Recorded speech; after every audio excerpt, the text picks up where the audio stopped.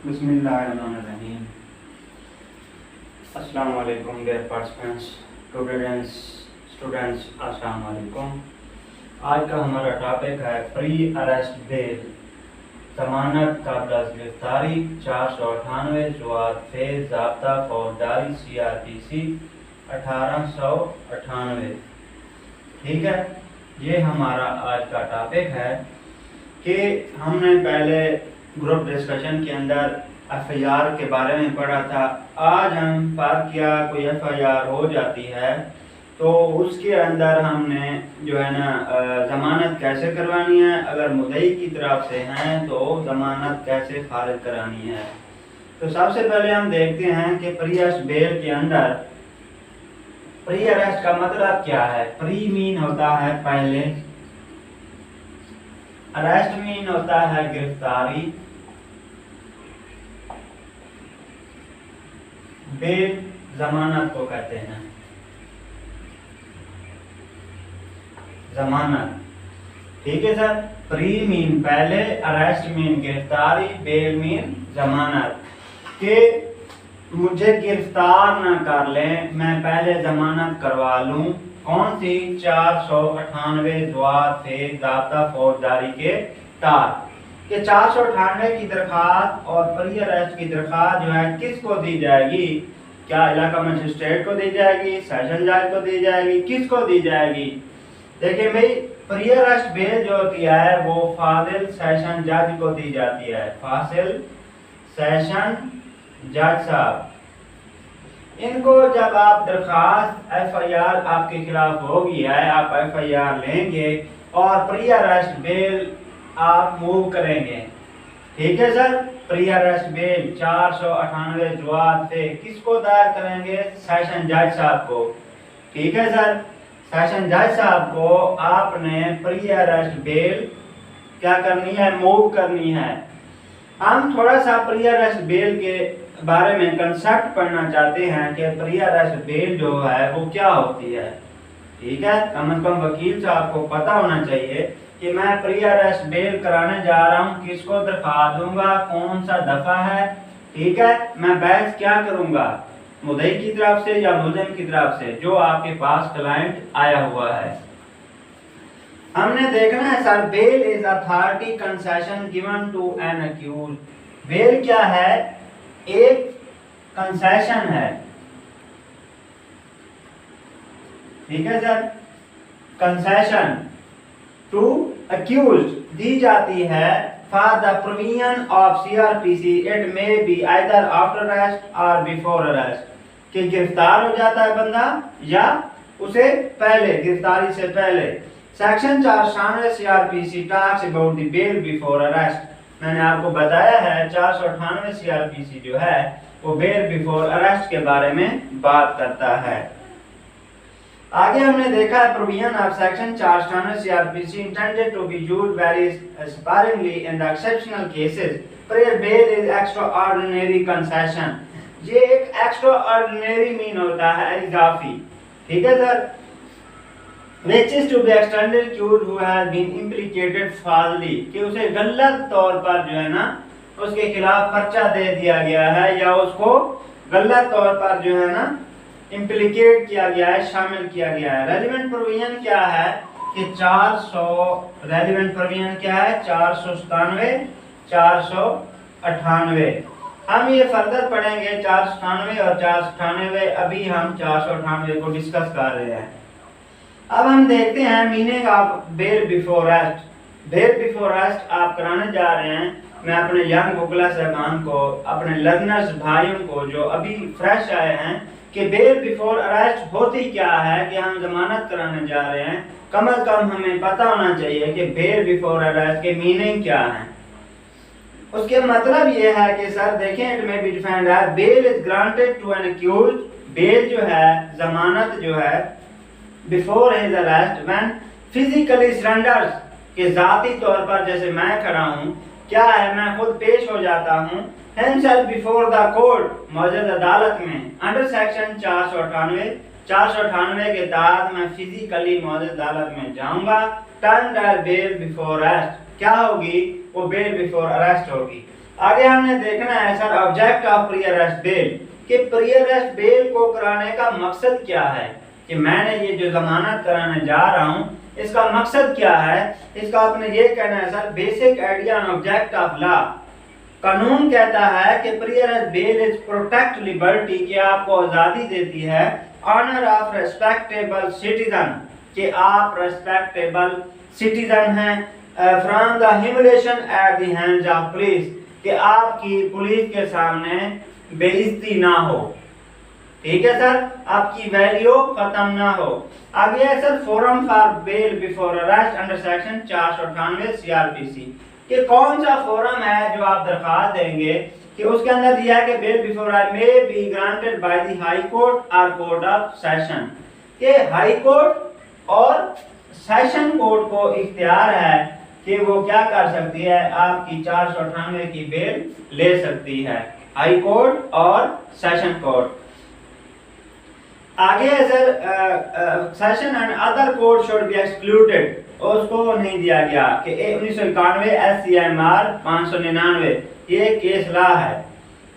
आगे है sir condition for the grant of pre arrest bell, कि कौन कौन से ऐसे हालात होंगे कि आपको प्री अरेस्ट बेल दी जाएगी, कि अगर आप मुल्ज़िम की तरफ से पेश हो रहे हैं तो कौन से आप आर्गुमेंट्स या दलाइल पेश करेंगे कि आपकी प्री अरेस्ट बेल आपको दे दी जाए, कि आप मुल्ज़िम की तरफ से केस जीत गए हैं, आपने अपने मुल्ज़िम साहब की जो है ना जमानत करवा दी है। कौन से ऐसे हकायक थे जो आपने जज साहब को बताए, उनको असिस्ट किया कि इन हालात में मेरे मुवक्किल की दरखास्त शायद मुल्ज़िम की दरखास्त जो है मंजूर फरमाई जाए जमानत की। वो कौन कौन से दलाइल हैं, आइए हम बताते हैं आपको। सबसे पहले है sir main condition to satisfy before exercise of jurisdiction, कि आया जो आपने बेल दायर की है वो फोरम सही था या गलत था। आगे pre arrest bail under section 498 are as under number 1 apprehension of imminent arrest. सबसे पहले आपने ये बात बतानी है जज साहब कि मुझे गिरफ्तार करना चाहते हैं, कि एप्रीहेंशन है, मुझे डर है कि ये है ना असल बात नहीं है जो मेरे खिलाफ इल्जाम लगाया गया है, रिस्ट्रेंट द पिटिशनर, कि जो मुद्दई है वो मुझे तंग करना चाहता है, रोकना चाहता है। आगे एप्रीहेंशन ऑफ द ह्यूमिलिएशन, कि वो मेरी इज्जत खराब करना चाहता है। Must be apprehension of ulterior motive, कि वजह अनाद क्या है आपके खिलाफ पर्चा कराया गया है। ठीक है, वो मैं आपको बाद में बताऊंगा कि मुल्ज़िम की तरफ से कौन कौन से दलाइल पेश किए जाते हैं। कि पहली बात तो ये है कि वजह अनाद, उसने पर्चा क्यों करवाया। ठीक है सर, एक बात।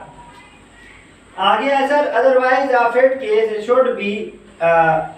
should be fit case on the merit for suits of discretion in favor of the petitioner for the purpose of bail before provision under section 497 CRPC would have to kept in the mind, के 497 को हम बाद में पढ़ेंगे वो क्या कहता है, इसको हम छोड़ देते हैं अभी।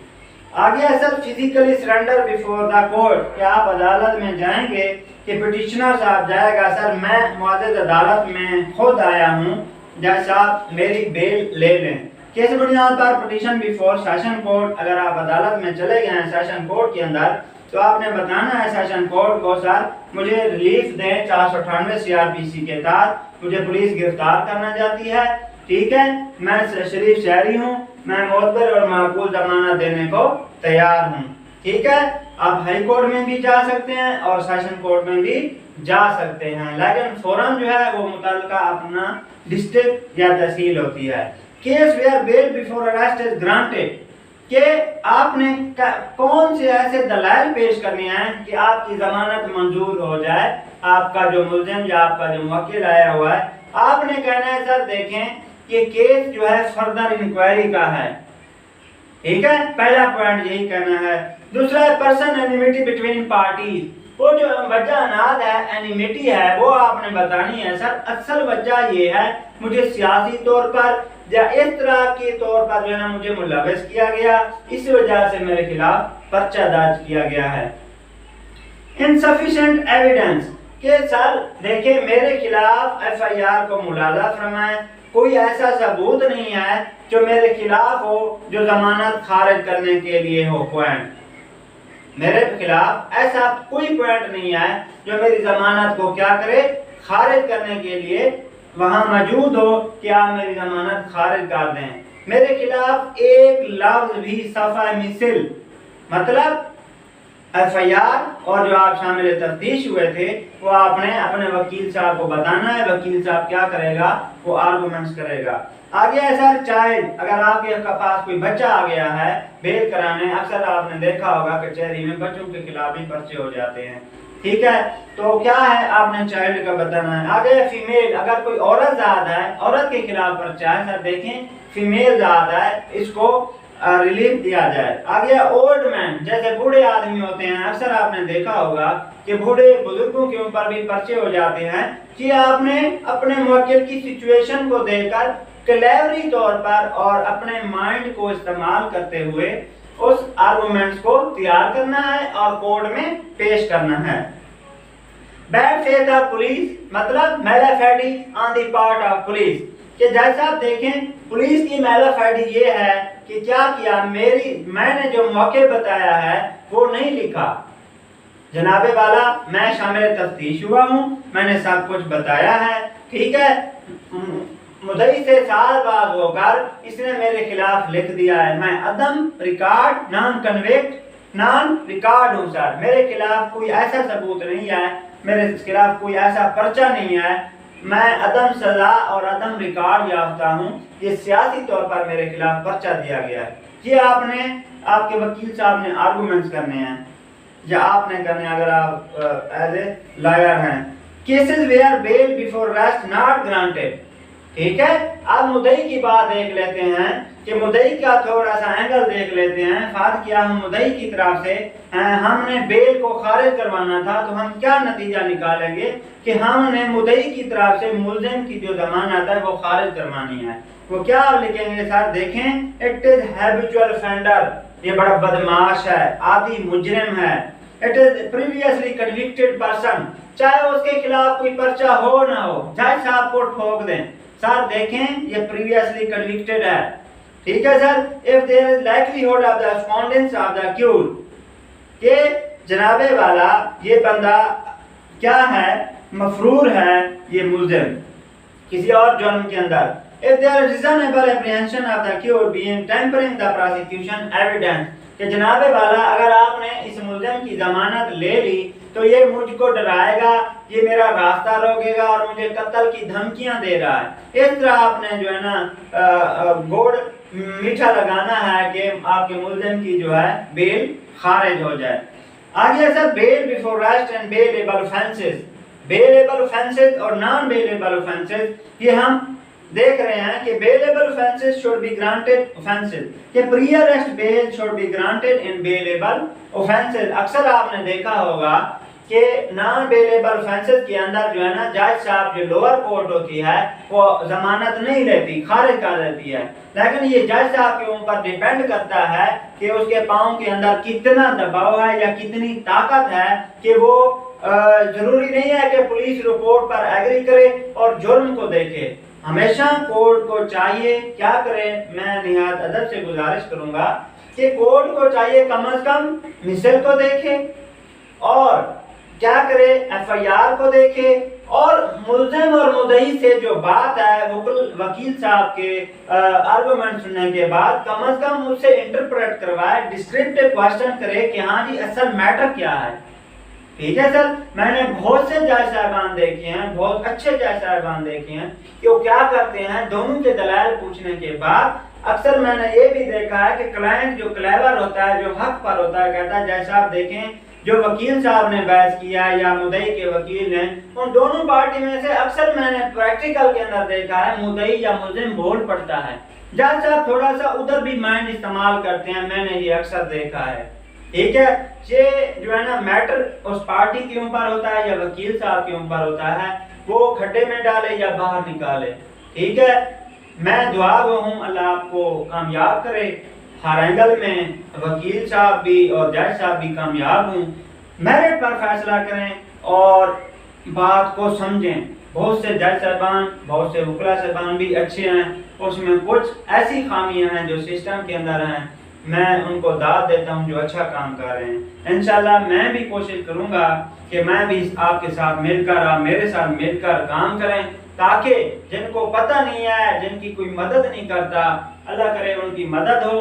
हमारी दुनिया का कोई ऐसा जो है ना अमल नहीं किया है कि हमारी बख्शिश हो जाए, अल्लाह हम पे राजी हो जाए। रिस्क जो है वो अल्लाह की ज़ात देती है। आगे हम देखते हैं कि pre arrest bell in non bailable offences. फर्क किया, आपके पास एफआईआर आ गई है, नॉन बेलेबल ऑफेंस है, तो आप क्या करेंगे? देखेंगे pre arrest bail should not be allowed where the offence is punishable with death और life imprisonment for 10 years। In other cases it may be allowed. कि अगर नॉन बेलेबल ऑफेंस है जिसकी सजा डेथ है या 10 साल है, तो क्या होगा? ये बेल जमानत जो है खारिज हो जाएगी। लेकिन मैंने अक्सर देखा है कि जज साहबान, बहुत अच्छे जज साहबान आते हैं कि उनके अंदर भी बेल ले लेते हैं। क्यों?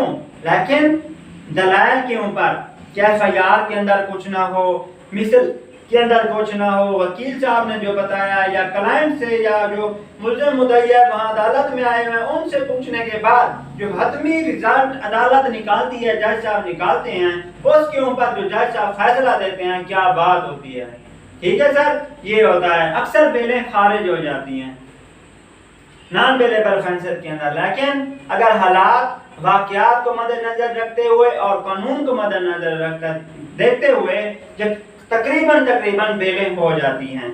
आगे condition bail before arrest, conditional bail before arrest. Court make the order for pre-arrest bail conditional where bail is granted to an accused under section 123A may be cancelled if condition is not fulfilled the accused। कि conditional bail जो होती है, अगर वो 123A के तहत वो requirement नहीं पूरी करता, क्या होगा? उसकी बेल खारिज कर दी जाएगी। where no case registered under section 498A के 498 provides clearly that pre-arrest bail cannot be granted to person against whom no case is registered। कि किसी बंदे के खिलाफ पर्चा भी नहीं है, तो क्या होगा? वो जमानत भी तो नहीं लेगा। कंक्लूजन क्या निकालेंगे सर? देखें, pre-arrest bail to accused, the foremost requirement is that must satisfy the judicial conscience of the court। कि मुआज़िज़ अदालत को आपने मुतमईन करना है फैक्ट्स, कानून, लॉ एंड फैक्ट्स के ऊपर, and charge against him false and malicious due to some ulterior motive. आपने वजह अनाज बचानी है, उनको बताना है जज साहब को असल हक़ ये हैं, ये पॉलिटिकल पर्चा है, असल वजह ये है, malafide on the part of police ये है मुद्दई की तरफ से। ठीक है, आपने ये तमाम चीजें बतानी है। ऑब्जेक्ट इज टू से the innocent person from the unnecessary harass. कि आपका असल मकसद जो है कि इनोसेंट बंदे को बचाना है जिसको हरासा किया गया है। ठीक है सर, अब हम देखेंगे, मैंने ये आपको ओवरव्यू बता दिया है। इस प्री अरेस्ट बेल से मुतल्लिक आपको कोई बात समझ नहीं आई या आप मुझसे ज्यादा इल्म रखते हैं, प्लीज कमेंट करें और सजेशन दें। इंशाल्लाह हम मिलकर कानून के ऊपर काम करेंगे और जो हकदार हैं उनकी मदद करेंगे। ठीक है, अल्लाह आपका हामी व नासिर। इस क्वेश्चन से मुताल्लिक कोई क्वेश्चन हो, आप बिला झिझक फोन पे भी पूछ सकते हैं। कोई मैटर है वो भी आप हमसे पूछ सकते हैं, क्योंकि हम होप वेलफेयर ऑर्गेनाइजेशन की तरफ से हम रहलिल्लाह भी काम कर रहे हैं। ठीक है सर, मैं दोबारा कहूँगा कि 498 CRPC जमानत कब्ल गिरफ्तारी प्री अरेस्ट बेल पे अगर कोई बात समझ नहीं आई, आप हमसे क्वेश्चन कर सकते हैं। अस्सलाम वालेकुम रहमतुल्लाहि व बरकातुहू।